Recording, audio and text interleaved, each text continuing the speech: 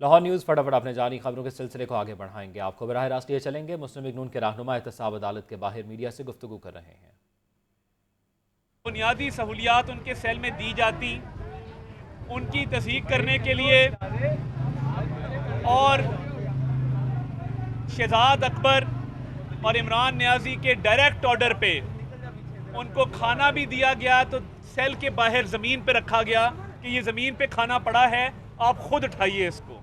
मैं पूछना ये चाहता हूँ कि हमने कौन सा ऐसा जुर्म किया है जिसके नतीजे में माओ बहनों बेटियों को यहाँ कोर्ट के समन जारी किए जा रहे हैं, माओ बहनों बेटियों को नैब की तरफ से प्रेशराइज किया जा रहा है और कायदे हिज़्ब इख्तिलाफ को इस तरीके से इंतकाम का निशाना बनाया जा रहा है।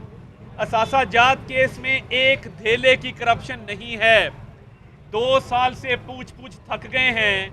वो कौन सा सरकारी मंसूबा है, वो कौन सा सरकारी फंड है, वो कौन सा सरकारी टेंडर है, वो कौन सा सरकारी ठेका है जिसमें करप्शन की गई है।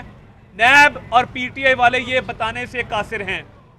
मिर्ज़ा शहजाद अकबर और ये तमाम सहाफ़ी जानते हैं कि जुमेरात और जुम्मे को वो लाहौर में था और ये अहकामात उसने जारी किए कि कायदे हिज़्ब इख्तिलाफ को इस तरीके से इंतकाम का निशाना बनाया जाए और नैब की हिरासत में उनके साथ ये सलूक इस तरह से बरता जाए। शहजाद अकबर साहब, आप अगर नैब से मीटिंग्स करते हैं, नैब को हिदायत जारी करते हैं, तो चीनी चोर जो 100 अरब की चोरी करके सरकारी पैसों की गरीब आवाम की जेब पर डाका डाल के आज लंदन में बैठा है जहांगीर तरीन, उसको एनआरओ क्यों दिया? खुसरो बख्तियार को एनआरओ क्यों दिया? उसके बाद आटा स्कैंडल में जितने इनके वज़रा मुलव्विस हैं सबको एनआरओ इमरान नियाजी की तरफ से दिया गया है। परवेज़ खटक एनआरओ पे है, महमूद खान एनआरओ पे है, असद कैसर एनआरओ पे है। हमारे पे एक पाई सरकारी फंड या पब्लिक मनी या करप्शन का इल्ज़ाम नहीं है। ये सारे वो नाम हैं जो करप्शन में मुलव्विस हैं। और शहजाद अकबर, मैं पहले भी कह चुका हूँ, वो दिन दूर नहीं है जब आप अपने मुल्क वापस जाएंगे यहाँ से भाग के और आपका नाम ईसीएल पे होगा। हम आपको भागने नहीं देंगे।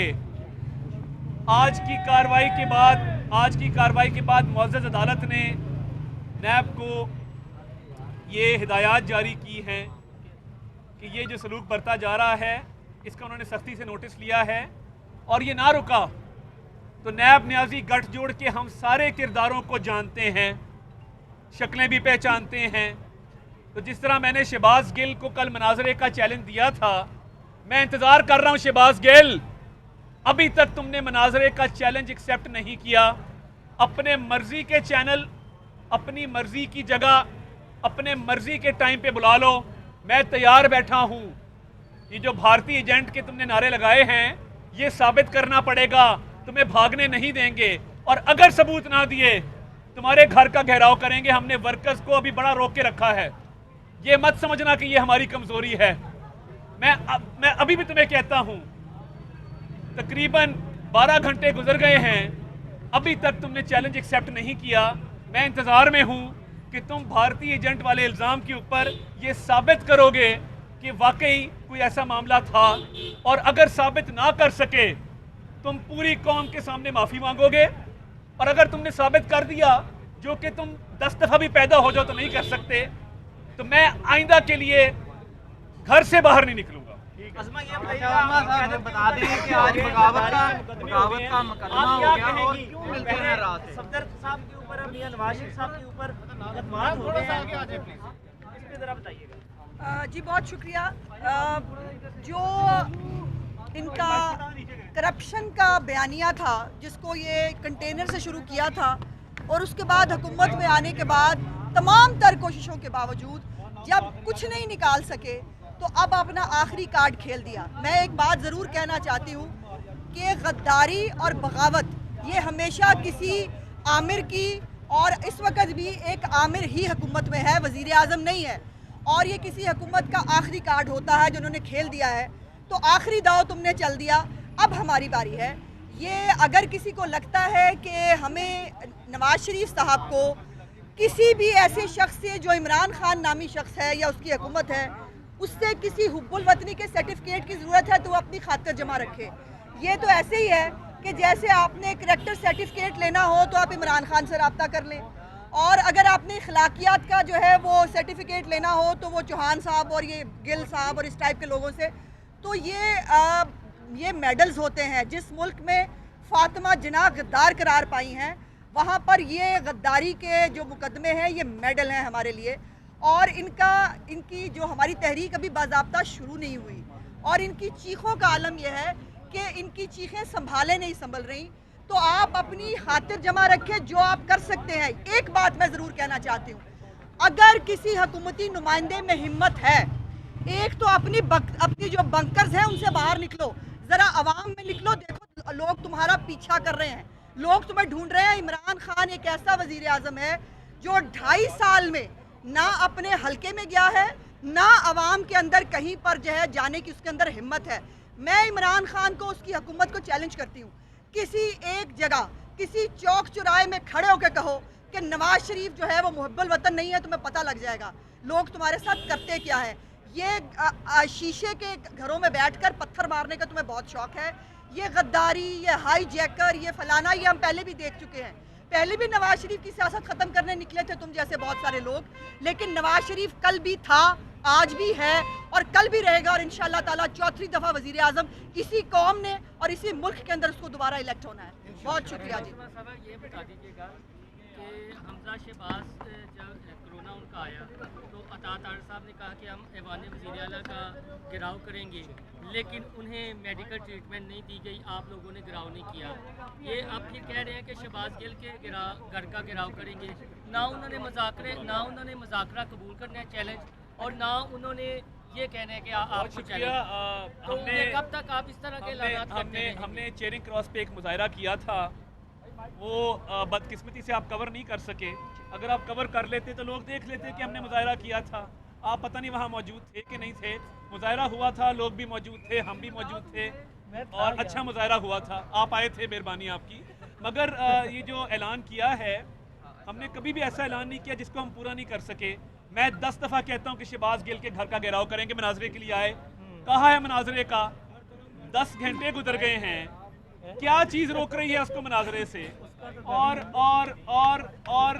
उसका घर नहीं, हम जानते हैं उसका घर नहीं है।